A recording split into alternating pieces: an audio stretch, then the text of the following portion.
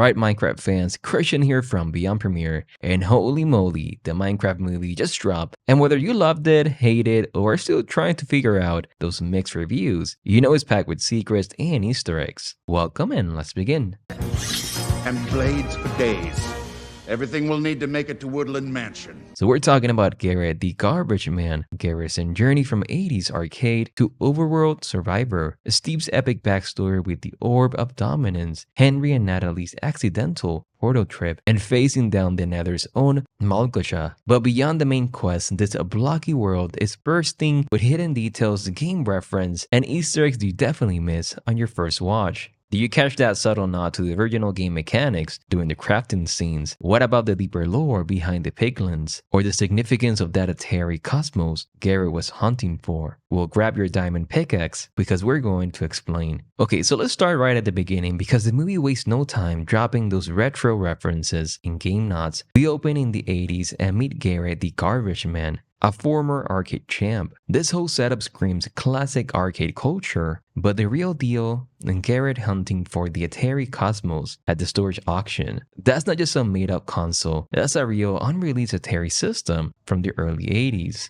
The movie's grounding in fantasy is some obscure real-world gaming history right off the bat. But while Garrett chasing retro tech, we get Steve origins, breaking into a mine, discovering the Orb of Dominance and the Earth Crystal. This is pure classic Minecraft gameplay, exploring, mining, and finding those powerful, game-changing items. And then Steve builds his own overworld paradise. That's the core creative fantasy of Minecraft right there. Even hiding the orb and crystal under his bed with his dog Dennis watching. It feels exactly like something a player would do to keep their valuables safe. The movie's showing us the game's heart before we even get to the main plot. Now let's jump to the present day because this is where the game really begins. We got Henry and Natalie moving to Chukalas, Idaho. Their mom died, and they're trying to adjust. Henry immediately causing chaos with his makeshift jetpack, which at the end works. It might seem like a small detail, but think about it. Players in Minecraft are always building crazy contraptions, especially trying to figure out fly before getting on Elytra. It's a fun nod to that player ingenuity, and let's be real, the chaos that often follows. This leads us straight back to Garrett, who's won Steve O's stuff, including the Orb of Dominance and the Earth Crystal. He has no idea what he's found. It's a classic adventure setup, but when Henry, trying to avoid trouble over the potato chip factory incident, accidentally brings these two items together back at Garrett's shop, boom, portal activated. Garrett's retro hunt connects directly to Steve hitting Legacy, creating the getaway. And that visual of that portal igniting pure Minecraft magic is straight out of activating another end portal in the game. And of course, Natalie and Dawn, the real estate agent,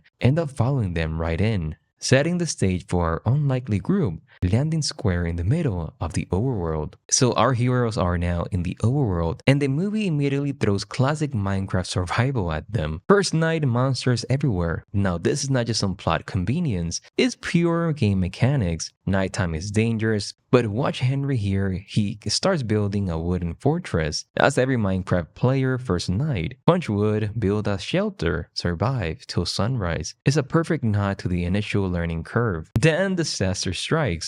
Garrett breaks the Earth Crystal. This brings us to the grand entrance of Steve himself. He saves the day naturally and immediately says the quest. Replace the crystal at the Woodland Mansion. So that's not just a random location, it's a direct pull from the game. A rare danger structure players seek out. Steve then gives them the crafting tutorial in a nearby village. They establish the core mechanics, survival, crafting, questing right away. But that piece doesn't last.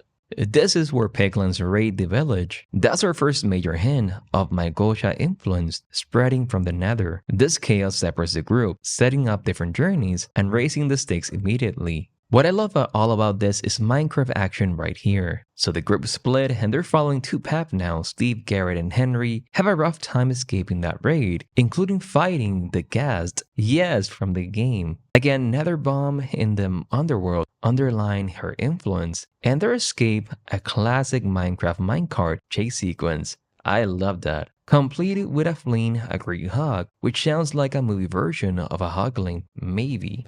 So their destination is the Woodland Mansion, and when they get there, they encounter pillagers, a perfectly game-accurate mobs for that location. Their plan is to distract them, mushroom heads, and a fake birthday party. It's goofy, it's absurd, but it feels exactly like the kind of creative, outside-the-box solution players will come up in the game. While the chaos unfolds, Henry managed to sneak in and grab not just a replacement or crystal, but also the Ender Pearl. As we know, the Ender Pearl showing up is not random. The movie introduced a key item known for teleportation, maybe hinting at future escapes or strategies. Meanwhile, Natalie and Dawn meet Dennis, the dog, who just acts like a loyal team wolf from the game, promising to lead them back to the others. But let's get to the final act, because this is where the Easter eggs really start flying fast and furious. Malgasha gets the Orb of Dominance and uses it to supercharge the Nether portal, declaring war. But look what our heroes do next. They start crafting weapons, and get this, an army of iron golems. Minecraft players, you know how huge this is. Iron golems are player-created protectors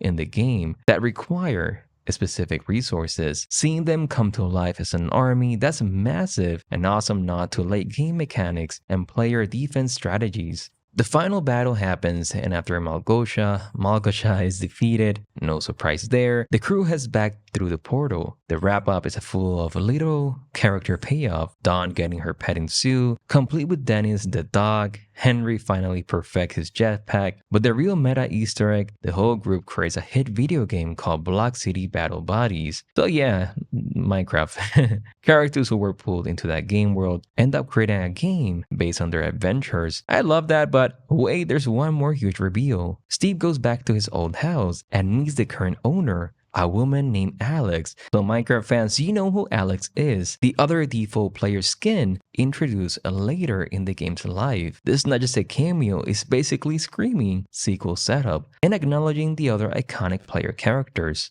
But that's the movie. Let's get into the nitty-gritty, because this movie is absolutely stuffed with Easter eggs and cameos for the fans. The level of detail here is wild. So right off the bat, that opening panda scene, that's straight up game mechanics. Feed two pandas bamboo, get a baby panda. Simple but a perfect nod. And how about Steve using the water bucket to survive a long fall? Every player who's ever panicked mid-air knows that trick. They even show Natalie crafting a diamond sword with the exact recipe. 2 diamonds, 1 stick. We have also so many core mechanics brought to life. Steve activating a ruined Nether portal, the group using elytra wings to glide, potion brewing, complex redstone contraptions, using crafting tables, and so on. And hey, even using slime blocks to bounce and break falls. They didn't just show the basics, they went deep into the established gameplay systems. Then you have the iconic mobs, that terrifying creeper encounter, the glimpse of that rare chicken jockey, the eerie enderman, and even the floating ghast used as balloons by the piglins. The movie even includes a nitwit villager just wandering around, doing nothing, exactly like in the game. The world itself is